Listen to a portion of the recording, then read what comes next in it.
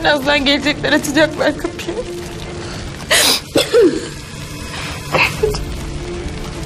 Teyze, nefes alamıyorum. Teyzeciğim, kapat bunun ağzını. Tut şunu canım. Tut şunu böyle sıkı sıkı tut. Sakın açma, tamam mı? Bak sakın açma. Korkma sakın. Geliyorum ben hemen.